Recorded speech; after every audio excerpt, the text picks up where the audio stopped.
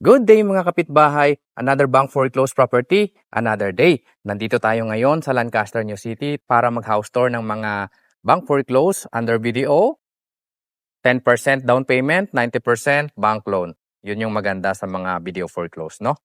Para magaan sa bayaran hanggang 25 years. So itong sa harapan ko po ay Gabriel Single Attach, hindi pa po ito natitirahan. So panalo kayo dito dahil napakaganda ng location nito. Ayan, oh. Corner lot siya. Ayun na po yung main gate. Ayun, oh, sa tumbok. Walking distance lang siya sa gate at saka sa main road lang yung location ng property. So, ito po ay bidding on Monday. Ang lot area natin dito, 176 square meter. And the floor area of 87 square meter. Corner lot, as is where is, 3 bedroom, 2 toilet and bath, and 3 to 4 car garage. So, ang property line natin ay magsisimula po yan dyan. Hanggang dito po. Yan, hanggang dito. Tignan natin mabuti, no? Ikutin natin yung palibot ng bahay. So, maayos pa yung status ng bahay na to kasi hindi pa ito natirahan ng dating may-ari. Ayan, oh, malawak po ang inyong bakuran. Kasyang-kasya dito ang hanggang 4 na sasakyan. So, hanggang dito pa yung property mo. Hanggang doon po. Yan. Malaki po ito kasi corner lot. Tignan nyo yung itsura ng bahay, oh. Ang ganda. Pwede nyo pang ipa-extend yan kung may budget kayo. Pwedeng hanggang dito or hanggang dito. Depende po yan sa inyo. So ito po ay bidding on Monday. Ang starting bid price natin dito, 5,646,000 pesos. Yung likod po ng property na to, linear park, hanggang dito po. So may space kayo dito sa likod. Ang maganda dito sa Lancaster, maganda, tahimik. Ayan, linear park. Ayan. Diba? Ang laki ng property na to. Sulit ito, corner lot, main road pa. No? So yung status ng bahay, expect natin kapag bank foreclosed, meron kayong aayusin. Okay? Kayo na yung bahalang magpaganda. As is, where is. So may pintuan ka dito sa likod.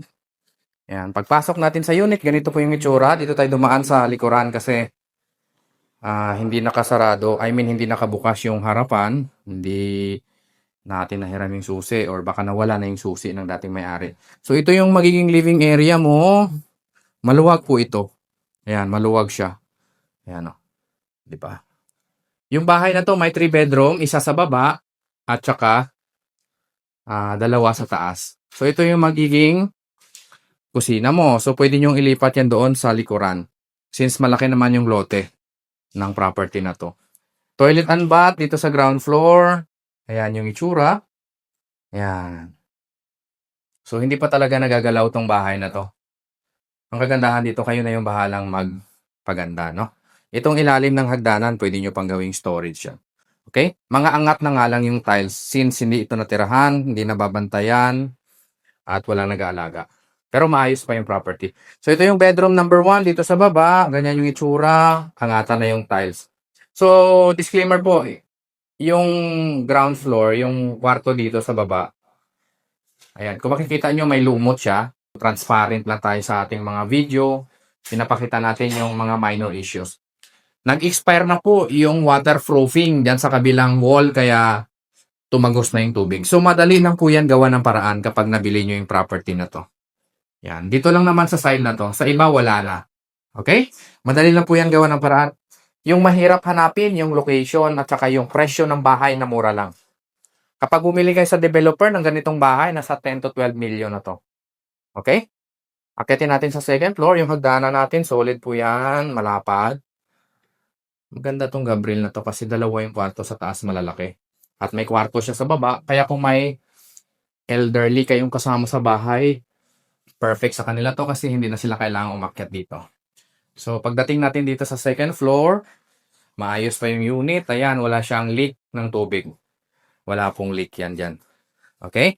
Ito yung bedroom number 2. Ayan. Diba? Maayos pa yung bahay. Makinis pa. Perfect sa inyo to. 5.6 million starting bid price. Corner lot. Napakalaki. Pwede hanggang 4 na sasakyan.